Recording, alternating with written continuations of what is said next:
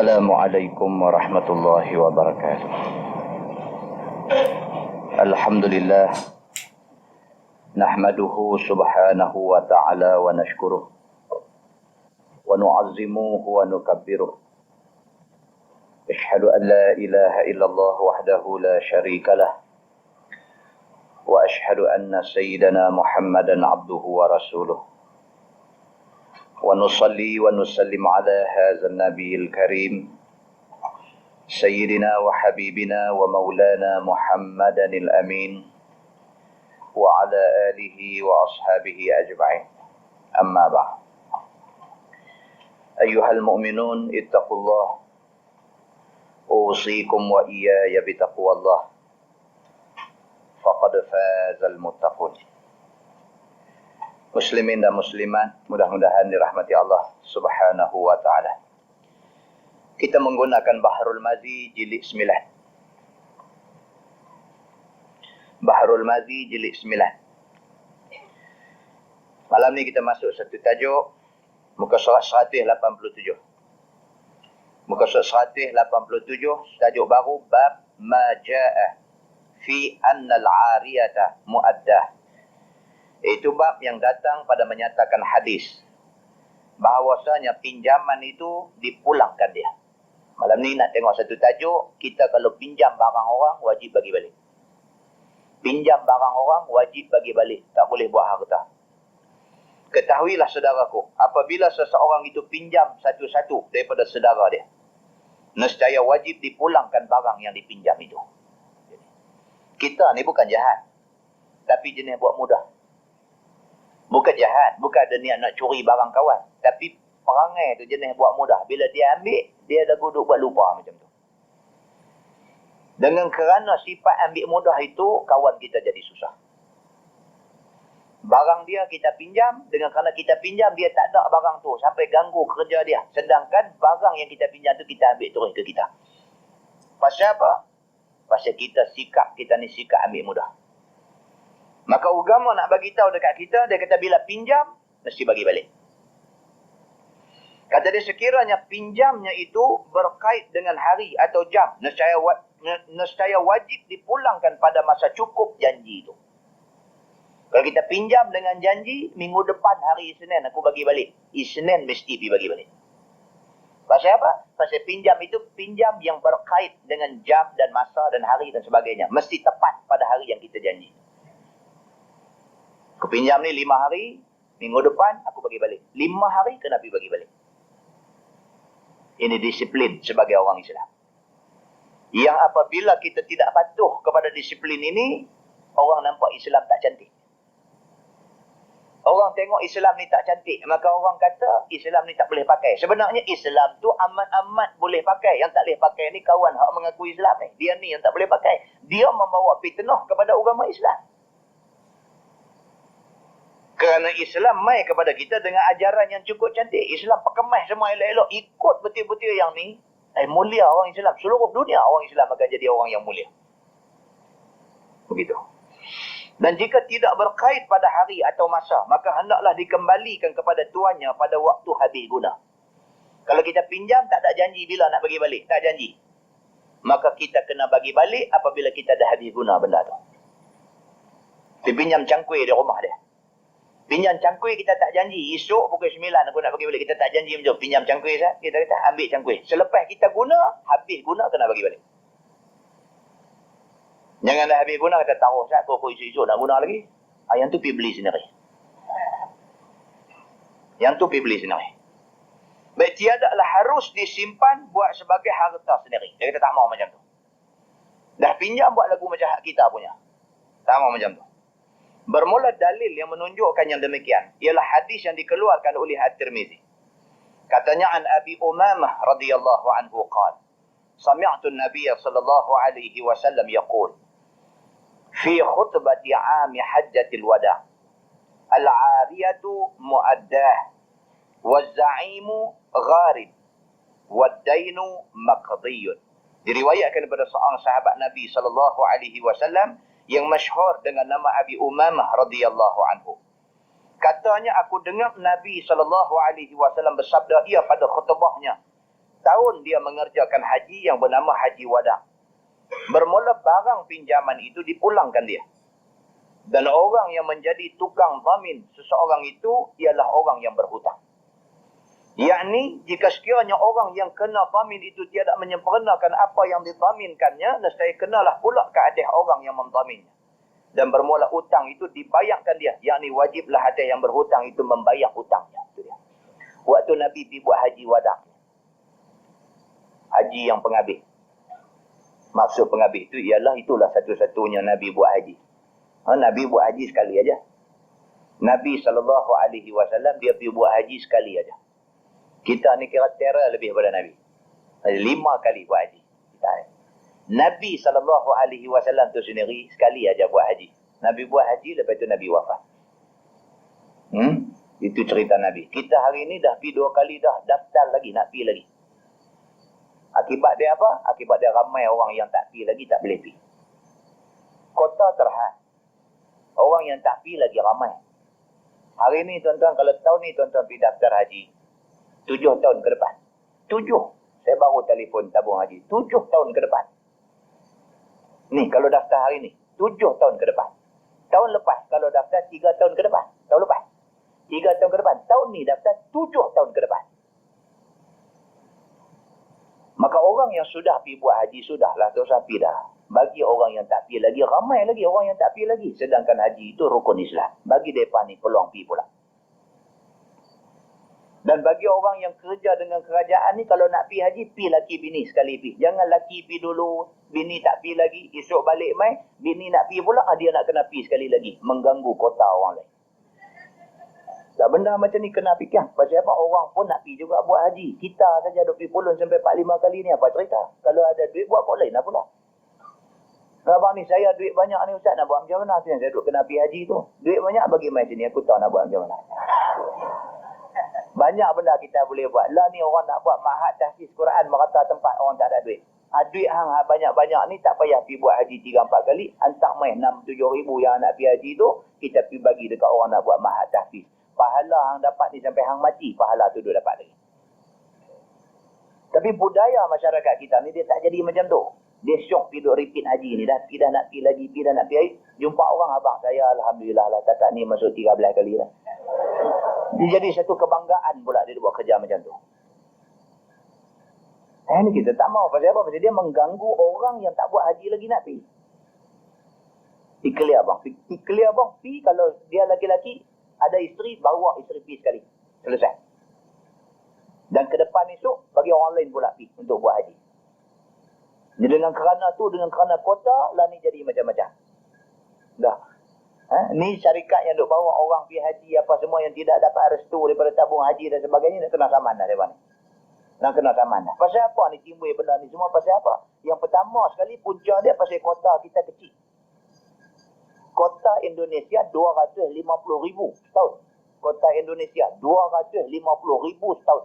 Kota kita 19,000.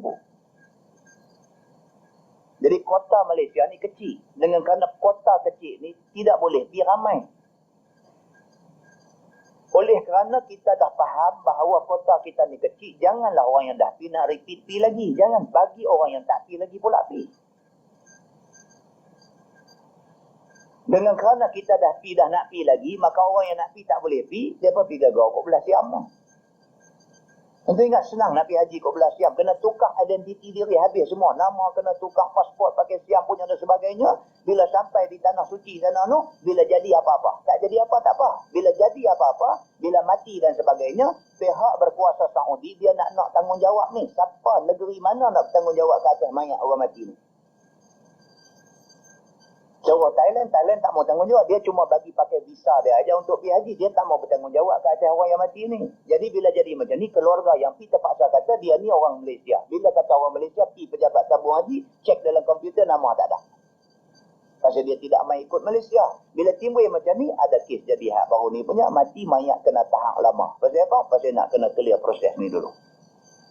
Kita mati di kampung pun nak kena ada permit polis untuk kubur mayat dan sebagainya. Sopalah negeri lain pun. Dia nak surat tu. Surat yang mengesahkan dia ni warga negara mana.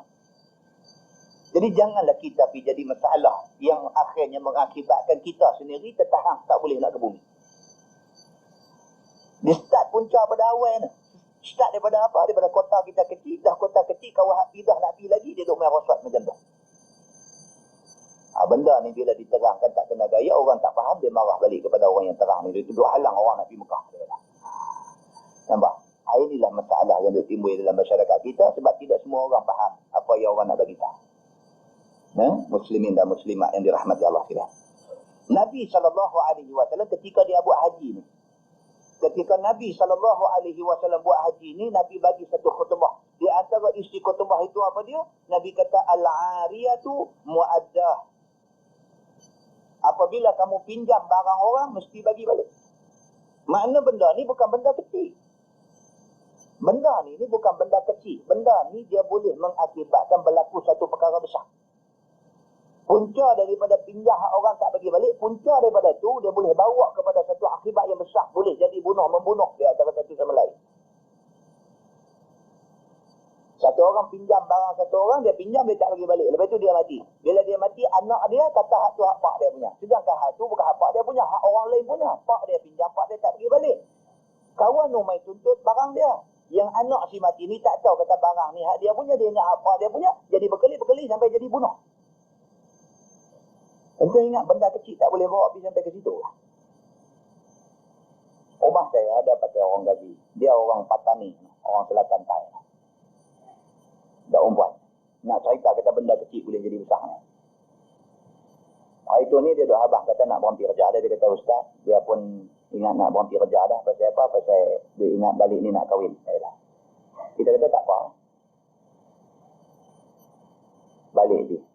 Tengok mai pula. Nak kerja pula. Kata hari tu kata nak kahwin. Dia kata tak jadi kahwin. Dan pasal apa? Pasal tunang dia hak janji nak kahwin dengan dia tu dah lambat sangat dia tunggu dia nikah dengan orang lain.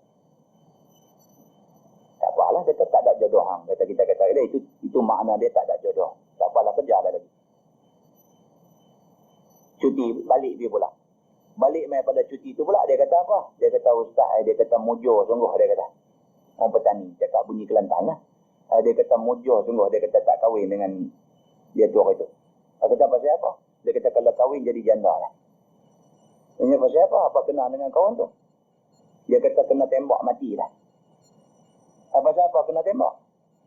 Punca dia daripada bini kawan tu. Bini tu, hak lelaki-lelaki tu, sudah bergaduh dengan bini jiran sebelah rumah pasal berebut tempat jemur kain. Ni nak cerita benda kecil ni. Punca dia tempat jemur kain tu sikit. Jadi pakai kongsi. Dia ni bawa keluar kain baju setimba nak jemur, kau ni bawa keluar kain baju setimba nak jemur. Dia berebut nak tempat sidai kain tu. Bini sama bini berebut tempat sidai kain, laki keluar main masuk campur. Jadi berkeli-keli, kawan tu masuklah rumah, keluar pistol bagi. Pang, kata mati. Dan tuan pernah terfikir benda tu nak jadi macam tu. Berebut tempat jemur kain. Akibat dia apa? Tembak mati. Maka dengan kerana tu, Islam ni dia punya style, Islam punya passion. Macam mana? Dia tak mau buka sebarang ruang yang boleh terjadi macam tu. Dengan kerana pinjam barang, lepas pinjam tu buat mudah, tak bagi balik, tu buat lagu tak kisah macam tu. Bukan ada niat nak curi, tapi tak ada ingat nak bagi balik. Akhirnya dia yang pinjam ni mati. Bila mati, anak dia duk sangka barang tu hak pak dia punya. Esok ni bila tuan punya barang tu main nak minta balik barang dia, anak ni tak bagi. Dia kata pasal apa barang ni pak aku punya. Nampak tak? Punca daripada pinjam buat ambil mudah. Yang akhirnya boleh mengakibatkan macam-macam. Setidak-tidaknya akibat macam muka. Mau nak jadi lebih lagi, akibat sampai pergi cari bomoh buat sihir dan sebagainya. Mau nak jadi teruk lagi, boleh jadi sampai bunuh macam yang kita sebut tadi. Maka benda yang Islam sebut ni sebenarnya bukan benda kecil. Islam bila dia sebut kata nak kena jaga, benda tu besar. Benda tu kena jaga. Pasal tak jaga, dia boleh mengakibatkan jadi benda besar. Macam tu. Anak kita duduk di rumah, dia jenis duduk mudah dia ambil duit. Dia ambil duit mak dia, dia ambil duit ayah dia. Kita pula jenis benda lagu tu kita buat tak kira. Allah dia kata dia nak beli apa-apa lah tu, dia ambil tu, kita buat mudah. Walhal sebagai ibu bapa kita kena didik dia. Kita kena kata pada abang kalau nak duit minta dekat ayah, minta dekat mak. Jangan abang duk ambil sengak-sengak macam ni. Tapi oleh kerana kita ni, sikap kita ni jenis buat mudah benda macam tu. Allah ambil duit mak pak bukan ambil duit orang. Kita buat mudah. Maka akhirnya sudah jadi tabiat. Dia ambil hak orang punya ni. Sudah jadi tabiat. Bila dia pergi masuk sekolah asrama, dia duk ambil duit kawannya. Bila dia masuk asrama, dia ambil duit kawan dia. Pasal apa? Pasal masa dia duduk di rumah, dia duk ambil duit mak dia duk ambil duit ayah dia. Mak dengan ayah dia anggap benda tu kecil. Islam tidak mau jenis didikan macam ni. Islam tidak mau sikap ambil mudah macam ni. Islam tak mau. Islam mau semua benda mau ikut peraturan. Walau anak hutang duit bapa sekalipun, Islam kata apa? Islam kata, "Iza tadayantum bidainin ila ajalin musamma faktubuh." Islam kata kalau kamu hutang duit satu-satu orang, pastikan hutang yang kamu buat dengan janji nak bayar pada satu tempoh esok ni, hutang itu disuratkan. Buat surat perjanjian bahawa saya hutang duit kamu, saya akan bayar pada sekian-sekian masa. Faktubuh, dia guna fi'il amar, maka hendaklah kamu tulis dalam satu surat mengatakan kamu hutang duit. Pasal apa? Tak mau esok jadi apa-apa. Tak boleh buat mudah, tak boleh kata tak apa.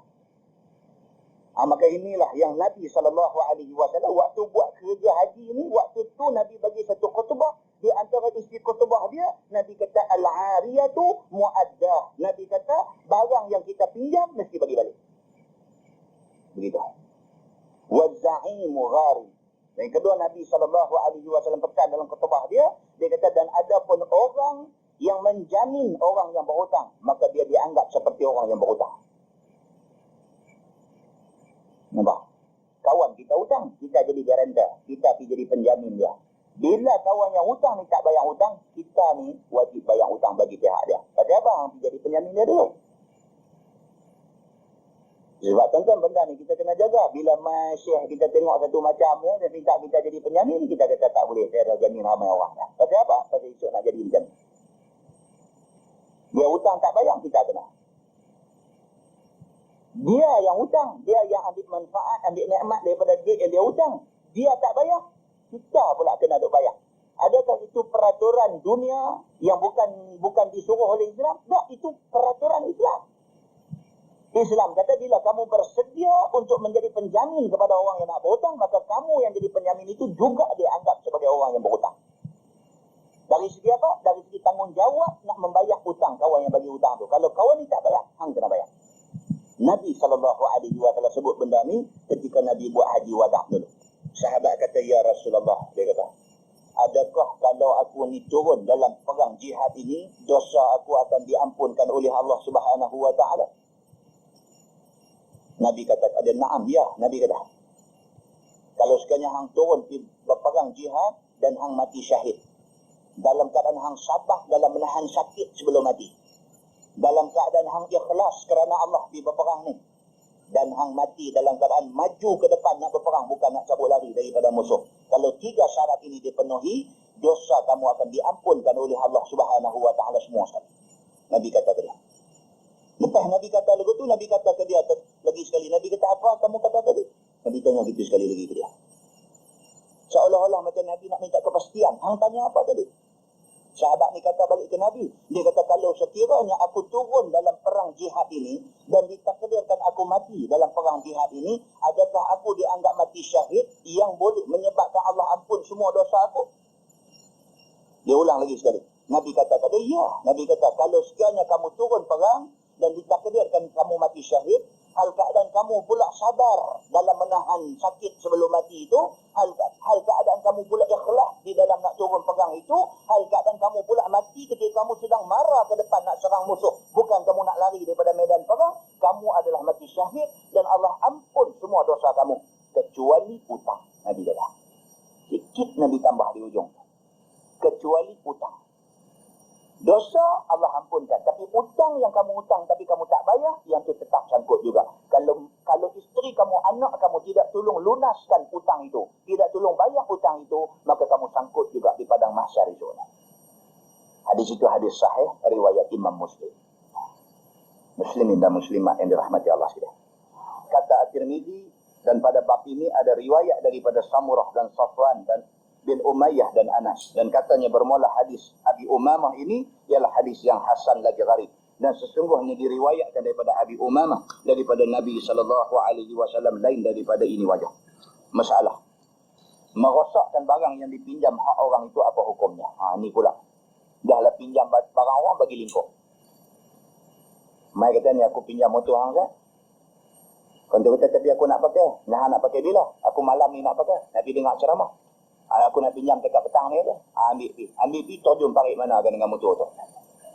Mai hantar balik dengan magat pun patah, dengan apa semua. Jadi handle pun kiat dan sebagainya. Apa hukumnya kita pinjam barang orang, kita bagi rosak? Apa hukum dia?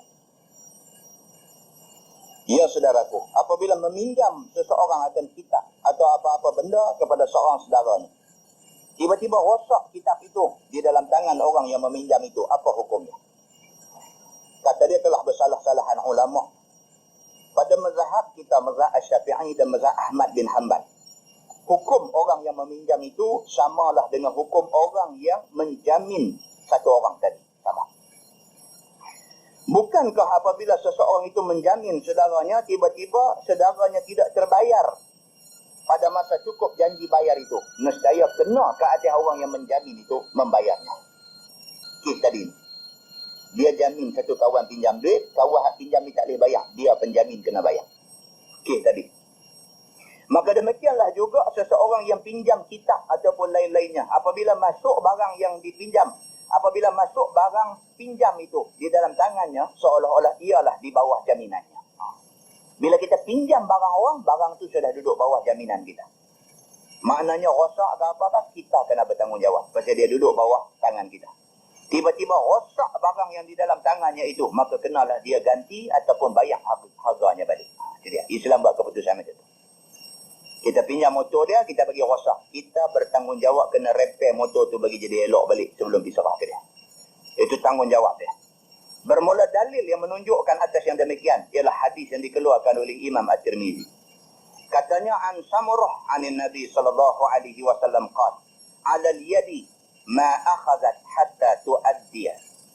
Maksudnya diriwayatkan daripada seorang sahabat Nabi sallallahu alaihi wasallam yang bernama Samurah bin Jundab radhiyallahu anhu. Ada orang baca Jundab, ada orang baca Jundub. Daripada Nabi SAW sabdanya, atas tangan orang yang meminjam itu, apa yang telah diambil pinjam dari tangannya, daripada tangannya empunyanya, sehingga ditunaikannya dan dipulangkannya sebagaimana ia ambil. Hadis itu maksudnya menjadi tanggungjawab orang yang pinjam terhadap barang yang dia pinjam itu, sehinggalah dia bagi balik. Kalau dia pinjam elok, dia kena bagi balik elok.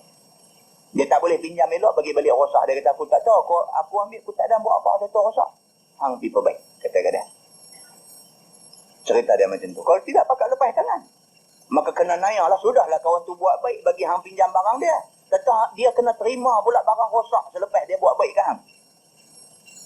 Jadilah tuan-tuan, dalam masyarakat kita benda macam ni. Dia pinjam, dia bagi lingkup, lepas tu dia tak mau cakap dengan kita. La ilaha illallah. Hang mai pinjam barang aku, bukan aku pinjam barang hang. Hang mai pinjam barang aku, lepas tu hang bagi rosak, lepas tu hang tak mau bercakap dengan aku. Apa jenis orang hang ni? Sama dengan orang main minta hutang ke kita, dia main minta nak berhutang. Kita bagi duit ke dia, dia janji nak bayar balik 3 bulan lagi. Lepas 3 bulan jumpa kita lari. Sudahlah hang mai pinjam aku buat baik, aku bagi hang pinjam duit tu, lepas tu tak mau nak bercakap dengan aku pula duk lari. Pasal apa? Masyarakat kita ni macam tu lah. Masyarakat kita ni macam tu lah. Mulalah kawan hak bagi pinjam ni, kemudian tak bayar balik, mulalah dia nak merepek. Dia kata tengok ke janggut bagus dah. Dia mulalah. Dia mulalah pasal apa? Padahal janggut tu bukan ada salah apa. Salah kawan tuan punya janggut tu. Tapi benda ni bila dia jadi macam tu, kawan dia nak sedekah. Dia tengok ke lilit sarban tu cantik lah dia dah. Dia nak cari lah, dia nak cari. Dia kata tengok ke jubah labuh tu cantik sangat dah. Tengok ke tu dia nak marah lah tu. Tak pasal aja janggut sarban jubah ni pergi kena. Pasal apa? Bukan salah janggut, bukan salah sarban, bukan salah jubah. Salah tuan punya janggut sarban jubah tu. Dia ni dia pakai apa pun, kalau dia jenis tak guna, dia tak guna juga. Bahkan dia membawa fitnah pula kepada pakaian Rasulullah ni. Dia membawa fitnah. Dia hanya ambil janggut, dia hanya ambil serban, dia hanya ambil jubah. Dia tidak ambil akhlak Rasulullah tu, dia tak ambil. Ini yang kadang-kadang kita pun nak marah. Sebab dengan kerana sikap dia tu, Islam terfitnah. Muslimin dan muslimat yang dirahmati Allah sekalian. Maka Islam ini, dia kata apa? Dia kata, udkhulu fi silmi kafah. Kita kalau nak masuk dalam Islam, dalam kesejahteraan ini, masuk semua. Jangan ambil Islam tang tempat-tempat tertentu saja. Nak ambil Islam tang ni saja, nak ambil tang ni saja, nak ambil tang ni saja. Tang lain tak mau ambil. Tak mau. Kita kalau nak ambil Islam, ambil semua sekali. Kalau tidak, tak usah semua sekali. Senang macam tu. Kalau tidak duk mengaku Islam, tapi dalam masa yang sama duk marah ke undang-undang Islam. Islam apa nama hang ni? Jadi ambil contoh lain berapa. Okay? Hang mengaku hang orang Islam. Marah sangat kalau sekiranya orang nak menafikan keislaman hang. Marah sangat. Tapi tiap-tiap hari bercakap duk cercah hukum Islam. Apa jenis manusia hang ni? Tiap-tiap hari boleh bercakap, cercah sunnah Nabi. Tiap-tiap hari boleh bercakap, duk pelekeh orang-orang yang mengikut sunnah Nabi dan sebagainya. Apa jenis manusia hang ni?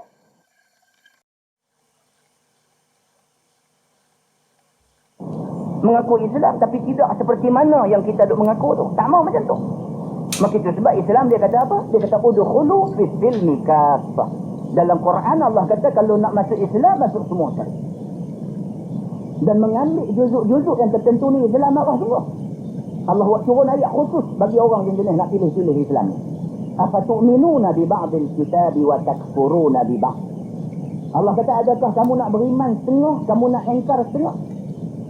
فَمَا جَزَاءُ مَنْ يَفْعَلُ ذَلِكَ مِنْكُمْ إِلَّا خِزْيٌ فِي الْحَيَاةِ الدُّنْيَا وَيَوْمَ الْقِيَامَةِ يُرَدُّونَ إِلَى أَشَدِّ الْعَذَابِ. صدق الله العظيم. Allah kata dah orang buat perangai macam ni. Perangai Islam ni nak ambil tang mana? Tang kenduri kenara ikut Islam. Islam ni ambil tang mana? Sakit demam ikut Islam. Islam ni ambil tang mana? Bila ada mati dan sebagainya nak ikut Islam. Islam ni nak ambil tang mana? Bila mai bulan puasa nak puasa ikut Islam. Islam ni ambil tang mana? Bila mai musim orang pergi haji dia pun pergi haji ikut Islam. Islam ni yang dia tak mau tang mana? Bila mai tang undang-undang dia tak mau. Bila mai tang sistem ekonomi Islam dia tak mau. Bila orang bercakap tentang pelaksanaan sistem ekonomi Islam, dia kata hadu adalah elok dah. Jadi kita kata mana elok? Quran kata tak elok. Quran kata sistem ekonomi yang berorientasikan riba ini tentu tak elok. Dia kata hadu adalah elok. Kita kata tak, hak Islam punya elok, hadu adalah tak elok. Kita duk kata hak Allah elok, pasal kita tak pernah serai hak Islam.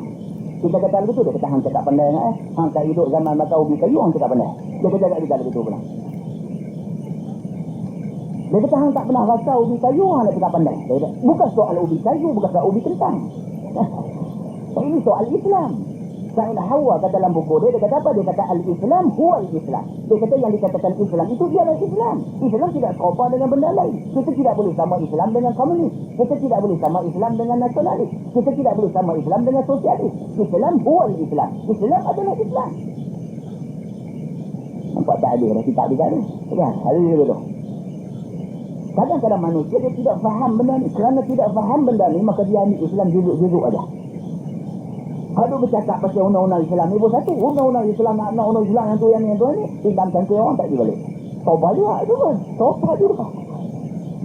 Hak tu bertaubat juga. Bercakap ni kira ni nak negara Islam, sistem ekonomi Islam apa semua nak Islam. Tengok dalam rumah dia, anak dia tak pakai kelumbung pun. Han nak buat negara macam mana, keluarga apa han tak boleh jaga. Nampak tak? Ini semua contoh-contoh yang kita nak bawa, nak tunjuk bahawa orang ni dia punya keliru dengan Islam ni, dia main rabut ikut mana dia nak rabut saja. Sedangkan Islam ni tidak begitu sifat dia. Islam ni dia punya coverage menyeluruh semua sekali. Barulah orang nak kata ke kita tak boleh. Nak kata ke kita, tengok kita pun okey, tengok anak bini kita okey, tengok semua kita jaga. Seberapa daya boleh jaga kita jaga. Allah bantu kita insya-Allah. Begitu. Ya, muslimin dan muslimat yang dirahmati Allah kita. Kata At-Tirmizi, ini hadis hasan lagi sahih. Dan sesungguhnya telah berjalan setengah daripada ahli ilmu, daripada sahabat Nabi SAW dan lain daripada mereka itu kepada ini hadis. Dan kata mereka, menjamin orang yang meminjam itu akan apa yang dipinjamnya, maka ialah perkataan Syafi'i dan Ahmad. Orang yang jamin barang, kawan yang pinjam barang, maka dia seolah-olah meminjam barang itu. Maka dia wajib bayar kalau kawan yang pinjam tidak bayar. Dan kata setengah daripada ahli ilmu, daripada sahabat Nabi SAW dan lain daripada mereka itu, tiada jamin atas orang yang pinjam, yakni tiada binasa barang pinjaman itu di dalam tangan orang yang meminjam, maka tiada apa kena ganti ataupun kena bayar, melainkan apabila melampaui gunanya ataupun diancil-ancilkan dan tiada ambil elok dengan hak orang. Jadi dia kata maka pada waktu itu kenalah ia ganti atau bayar apa yang rosak. Ini perkataan Sufyan Ats-Tsauri dan ahli Kufah dan dengan dia berkata Ishaq. Ini pendapat sebahagian ulama yang lain. Dia kata kalau sekiranya dia ni pinjam barang, dan barang tu rosak secara tidak sengaja, maka tak apa, dia tak payah bayar balik. Tapi kalau sekiranya dia pinjam barang, kemudian dengan kerana dia buat memperancil-ancilkan, maksud dia buat ambil mudah, dia buat lebih kurang dengan barang tu rosak, maka dengan pada ketika itu barulah dia kena ganti. Itu pendapat Sufyan Ats-Tsauri. Dia kena ganti. Itu pendapat Sufyan Ats-Tsauri. Tetapi dalam mazhab Asy-Syafi'i, macam hadis kata tadi, hang pinjam barang orang, apa juga cerita rosak hang ganti. Macam tu nah. Ya? Baik, tajuk baru. Bab ma jaa fil ihtikar. Itu bab yang datang pada menyatakan menaruh simpan barang perniagaan kerana menanti mahkamah. Ada orang begini ni. Dia beli barang, peram, tunggu harga mahal je. Dan beli tanah, taruh. Dia beli harga 16,000, tunggu harga naik sampai 100,000 je. Boleh ke tak boleh dalam agama? Beli saham masa murah, tunggu lah saham semua murah, turun duit berapa duit beli taruh. Ikut ekonomi pulih balik, naik barang semua mahal je, dapat duit ke dia banyak. Boleh ke tak boleh buat kerja macam ni? Benda ni dia panggil ihtikar. Ketahuilah saudaraku, telah muwafaqah ulama haram taruh simpan kerana menanti mahkamah. Kata Imam Nawawi dalam Syarah Muslim, telah berkata ashab kita, menaruh simpan yang haram itu ialah tertentu menaruh simpan makanan kaya. Nasib baik. Imam An-Nawawi, dia mazhab Asy-Syafi'i. Imam An-Nawawi kata yang tak boleh ni barang makanan saja. Lain pada tidak apa. Beli tanah. Dengan kata tanah di Matang Kak Selunjuk murah. Dibeli tanah di Matang Kak Selunjuk. Beli harga 5,000 aja. Beli bila tahun 70 dulu ni. Beli harga 5,000. Kata Allah orang main minta beli 150,000. Daripada 5,000 orang minta beli 150,000. Salah ke kalau sebenarnya dia nak jual, dia nak ambil harga 150,000. Sedangkan dulu dia beli 5,000. Salah ke tak salah? Mengikut Imam An-Nawawi berdasarkan kepada mazhab Asy-Syafi'i tidak salah. Pasal apa? Pasal itu tanah, bukan makanan. Kalau makanan salah. Gitu. Saham macam mana? Saham pun kalau sekiranya dia bukan makanan, dia tidak salah. Dia kira macam tu. Iaitu dibeli makanan itu pada waktu mahal kerana meniaga dan tiada dijual akan dia pada waktu itu. Bahkan disimpan akan dia supaya naik harganya lagi. Seperti seorang saudagar apabila padi pun sedang naik harganya, maka mulalah ia makanan menghimpunkannya dan menaruh simpannya di dalam gudangnya supaya ia nanti naik mahal akan harganya pada masa orang berhajat kepada padi itu. Dan ialah tidak berhajat, hanya membuat perniagaan dan mencari untung yang lebih sahaja. Dan ada pun habuan dirinya dan habuan makannya dengan anak isterinya dan orang yang wajib atasnya sudah ada. Yang ini salah. Padi ni barang makanan. Masa padi banyak dia beli, dia buat stok tak ada. Dia simpan dalam stok dia. Bila main masa beras tak ada orang nak makan, sampai beras tak ada, masa tu dia ambil kesempatan. Dia buat keluar beras dia jual dengan harga yang bukan-bukan. Dan orang terpaksa beli. Macam benda di benda makan, orang terpaksa beli. Maka perbuatan dia ini perbuatan yang haram dan dia berdosa. Dan dia dapat hasil daripada jual itu, hasil haram. Pasal apa? Pasal padi, pasal beras ini benda makan. Tak boleh macam tu. Maka kelakuan saudagar yang menghimpun dalam masa mahal dan taruh nanti mahal lagi serta tidak berhajat, dan semua orang berhajat pada ketika itu, maka itulah kelakuan yang haram. Perbuatan dia tu ambil beras, simpan dan sebagainya, benda tu benda makan. Dia esok ni bila orang semua pakat nak benda tu tak ada, ketika tu baru dia jual dengan harga yang mahal. Ini perbuatan yang haram. Kerana dia menyakiti orang semua. Orang jadi susah dengan kerana perangai dia. Yang lain tak apa. Dalam mazhab Syafi'i ini, lain daripada barang makanan tak apa. Dan tahu pasal apa harga getah jatuh teruk lah ni. Tahu pasal apa? Pasal Amerika lah. Amerika ni dia ada satu benda, dia panggil stok penimbal.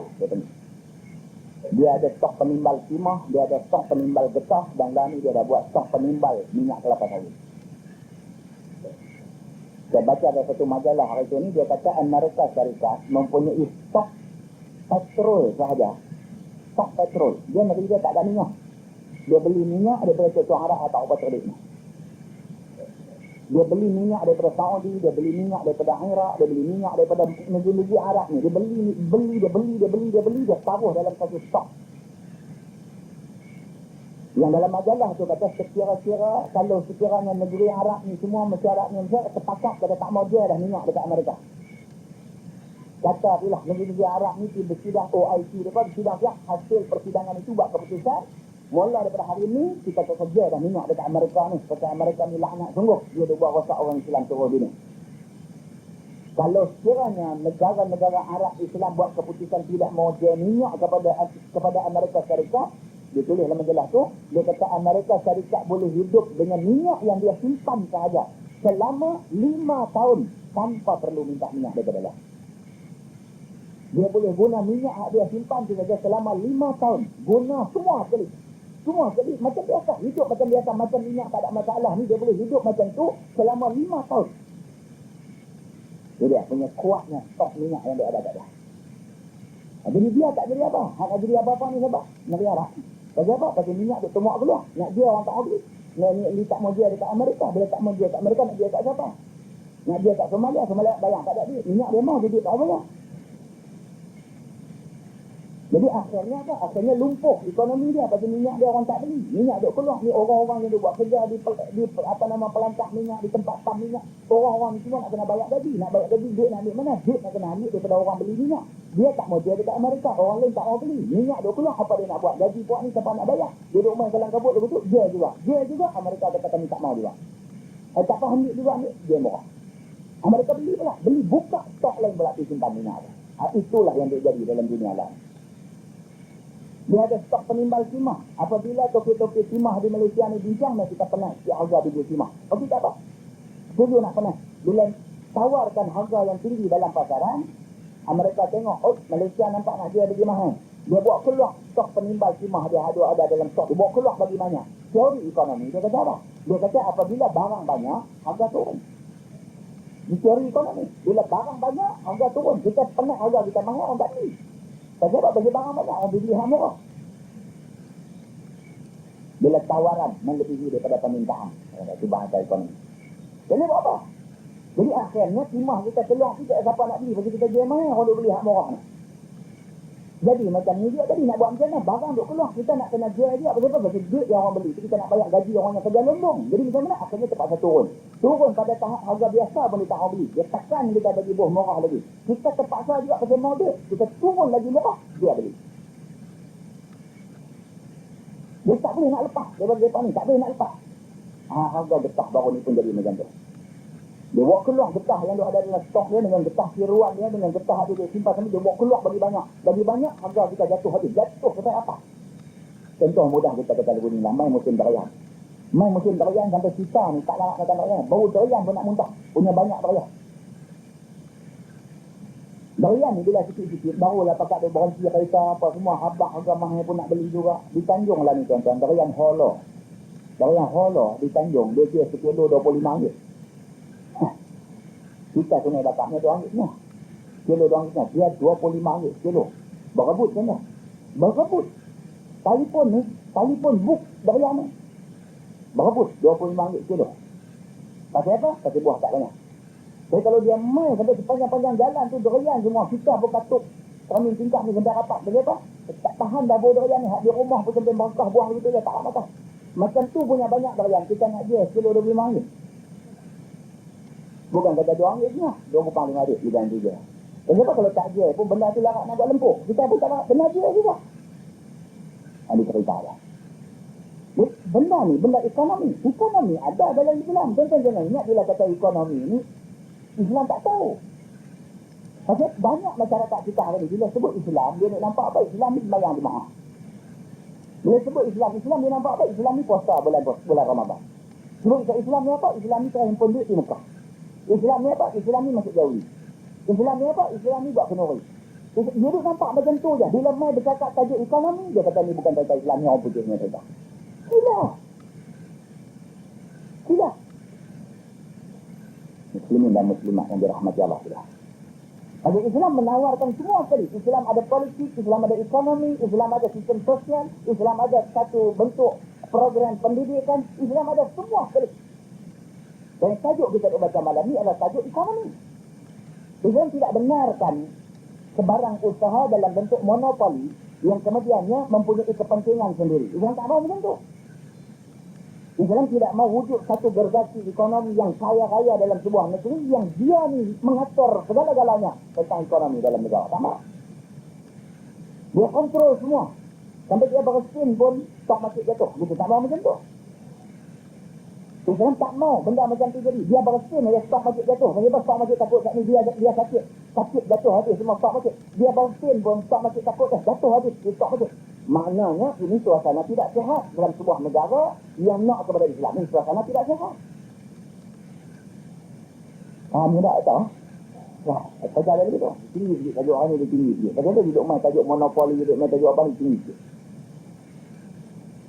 Jadi maka Islam tidak membuka ruang kepada sebarang kemungkinan yang membolehkan orang memonopoli kekayaan yang ada dalam negara. Tak boleh. Begitu. Bermula dalil yang menunjukkan atas yang demikian ialah hadis yang dikeluarkan oleh At-Tirmidzi. Kata dia an Ma'mar bin Abdullah bin Fadlah radhiyallahu anhu qala sami'tu Rasulullah sallallahu alaihi wasallam yaqul la yahtadiru illa khatib. Diriwayat daripada seorang sahabat Nabi sallallahu alaihi wasallam yang bernama Ma'mar bin Abdullah bin Fadlah. Katanya telah aku dengar Nabi sallallahu alaihi wasallam bersabda ia tidak menaruh simpan makanan waktu mahal itu melainkan orang salah. Nabi kata siapa yang buat kerja macam tu, ambil barang makanan, beras dan sebagainya, simpan dalam stok dia, tunggu sampai benda tu tak ada, barang nak mahal dia jual. Orang yang buat benda ni, Nabi kita khatib, ini orang yang dia salah. Tentu salahnya, dia siapa kata dia betul, di sisi Allah dia salah. Begitu. Maka sabda Nabi SAW ini bunyinya ialah berkhabar. Tetapi maksudnya tegah, jangan taruh simpan dan jangan himpun makanan waktu mahal. Maka yang demikian itu berdosa. Berdosa perbuatan yang macam tu.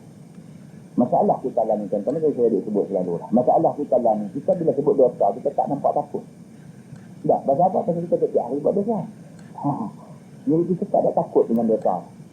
Orang abang kata, apa hang cakap bohong, dosa. Kami saya. Sebab dia kata bohong, sikit ni, aku besar pada tu berubah. Maka dengan kerana itu, kita tak sensitif dengan dosa. Sahabat Nabi dah. Sahabat Nabi bila Nabi kata likul li alfin, bagi setiap 1000 orang manusia 999 orang Allah akan bubuh di neraka, wa wahid fil jannah, satu akan masuk surga. Menangis sahabat Nabi, menangis. Pasal apa dia menangis? Pasal dia duduk rasa macam dia nak masuk hak 999 tu, dia duduk nampak macam tu. Dia tak nampak dia nak boleh masuk hak satu yang akan dapat kota surga ni, dia tak nampak. Maka sahabat Nabi menangis. Nabi katalah hadis dia fa'ansa al-qawmu yabkun. Maka semua sahabat yang ada ni pakat menangis hadis bila dengar Nabi kata macam tu. Sehinggalah Nabi kata dekat sahabat, kata Nabi SAW, tetapi aku minta kepada Allah supaya kamu yang ada depan aku lah ni, kamu masuk dalam kota yang satu. Barulah berasa reda sikit perasaannya. Jika hari ini kalau dengar hadis tu, Nabi kata likul li alfin, bagi setiap 1000 ini 999 orang akan masuk neraka, satu masuk surga, boleh duduk pening lagi. Pasal apa? Dia kata kuat satu tu. Dia lagu mana pun tak. Dia duduk berasa dia okey dah. Dia nampak aku satu tu. Aku harap. Dan muslimin dan muslimat yang dirahmati Allah sudah. Para sahabat Nabi ridwanullah alaihim ajma'in, bila Nabi kata macam tu, dia takut. Nabi kata, la yahtasiru illa khatib. Tidaklah orang yang jenis dia ambil stok simpan banyak-banyak nak tunggu harga mahal ni baru nak jual, melainkan dia ni khatib, dia ni orang salah. Kok mana pun dia salah. Nabi kata macam tu. Sahabat takut bila Nabi kata macam tu. Kata hadis ni, faqultu li Sa'idin, ya Aba Muhammad innaka tahtasir. Qala, wa ma'mar qad kana yahtasir. Maksudnya, maka kata aku bagi Sa'id, yakni berkata Muhammad bin Ibrahim bagi Sa'id bin Musayyab, ya Aba Muhammad, bahawasanya engkau telah menghimpun taruh simpan, padahal Nabi menegah yang demikian itu. Sahabat ni pula dia kata ke sahabat yang seorang lagi, dia kata wahai ya Aba Muhammad, dia kata wahai Sa'id bin Musayyab, hang pun ada dia simpan benda dia. Hang pun ada dia simpan benda juga, sedangkan Nabi tak bagi buat macam tu. Maka jawab Sa'id bin Musayyab. Sa'id bin Musayyab ni bukan kalangan awam. Sa'id bin Musayyab ni dia tabi'in. Dia daripada kalangan tabi'in. Dia bukan sahabat Nabi, dia tabi'in. Saya cerita mesti kasih dulu apa baru ni. Sa'id bin Musayyab, dia ada anak perempuan seorang. Segak bukan mas. Ni Sa'id bin Musayyab ni ulama hadis. Anak perempuan segak bukan mas. Sehingga segak anak dia ni sampai jadi bahan bercakap seluruh negeri. Semua orang tahu anak Tok Guru kita, anak Sa'id bin Musayyib ni hak perempuan ni segak semua. Sehingga kan berita segak ni sampai ke pengetahuan khalifah pada masa tu. Khalifah pun mai ke rumah Tok Guru ni, ke rumah Sa'id bin Musayyib ni.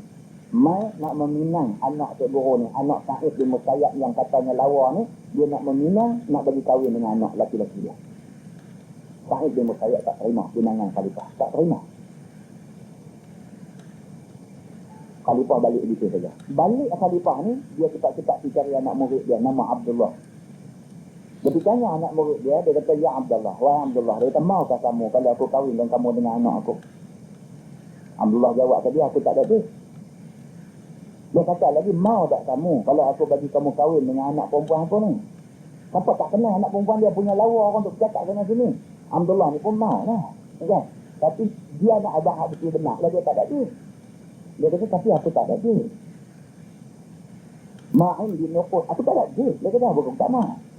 Dia tanya lagi, mau tak tak kamu kahwin dengan anak aku? Aku tanya, kamu mau tak mau kahwin anak aku? Kau tanya, ada duit, tak ada duit. Abdullah ni kata apa? Mau lah. Ya. Dia kata, Abdullah, kalau kita pun mau. Dia kata, mau lah. Dia kata, kalau mak aku nak pergi nikah. Terus dia pegang tangan ni. Aku nikah tangan dengan anak aku. Berita Sa'id bin Musayyib bagi anak dia hak cantik ni kahwin dengan anak murid dia yang miskin ni sampai ke pengetahuan khalifah. Khalifah pun nak marah pun ada juga apa. Oh, pelik dengan orang tua ni. Kan? Aku khalifah, dia kata aku nak minang anak dia, nak bagi kahwin dengan anak aku, bukannya aku. Aku kata dengan aku yang tak kenal dia apa, aku nak bagi dia kahwin dengan anak aku. Anak khalifah, siapa tak mau anak khalifah? Khalifah ni tentu punya duit bilion-bilion. Bagi dia, kita letak dia kita. Aku nak bagi kahwin dengan anak aku. Pasal apa yang tak mau? Si rumah Tok Guru, si rumah Sa'id bin Musayyib. Dia kata, wahai Tok Guru, dia kata aku nak tanya kamu lah. Wahai Sa'id bin Musayyib, aku nak tanya kamu. Pasal apa baru kemarin aku main meminang anak kamu. Kamu kata anak kamu tak bersedia lagi nak kahwin. Tiba-tiba aku dengar kamu kahwin dan dia dengan budak miskin ni. Apa dia jawab dekat khalifah?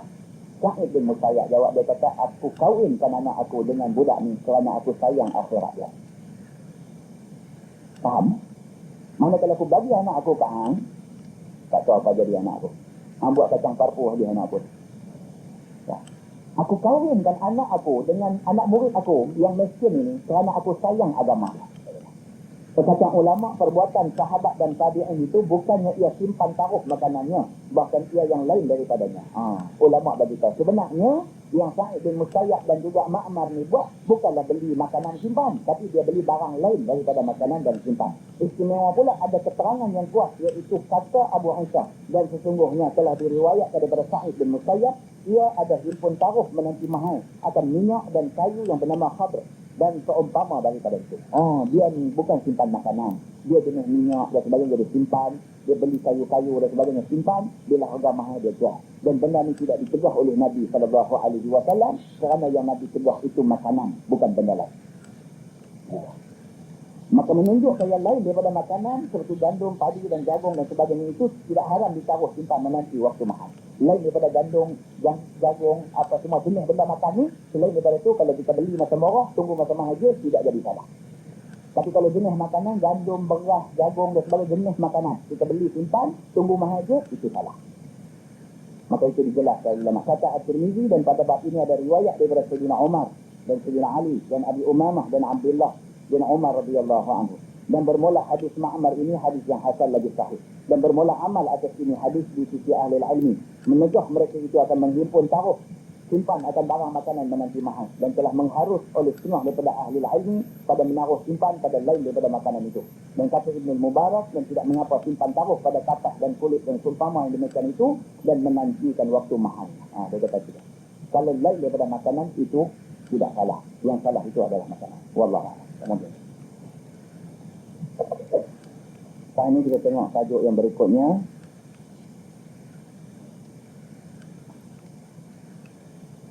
Bab ma ja'a fi bai'il muhtilah. Ini tak berapa berkenaan dengan kita. Kita tengok tajuk yang berikutnya. Bab ma ja'a fil yamin al-fajirah yaqtati'u biha mal al-muslimah. Yang ini ada kaitan. Bab yang datang pada menyatakan sumpah bohong supaya memutus dengan dia akan harta orang lain. Yang ini penting. Kan orang lain dia berbalah pasal harta, kita tampil ke depan jadi saksi, tolong kata harta ni hak kau ni punya. Walhal kita tak tahu pun harta hak siapa punya. Kita tampil sebagai saksi bohong. Wallahu a'lam. Mudah-mudahan apa yang kita kongsi sama-sama malam ni ada kebaikannya di sisi Allah Subhanahu wa taala. Mana yang terkasar, mana yang tersilap dan sebagainya, saya mohon ampun daripada Allah Subhanahu wa taala dan minta maaf daripada tuan-tuan semua. Sesungguhnya yang baik itu daripada Allah, yang tidak baik itu daripada silap saya sendiri. Aqulu qawli hadza wa astaghfirullahal azim li wa lakum. Assalamualaikum warahmatullahi wabarakatuh.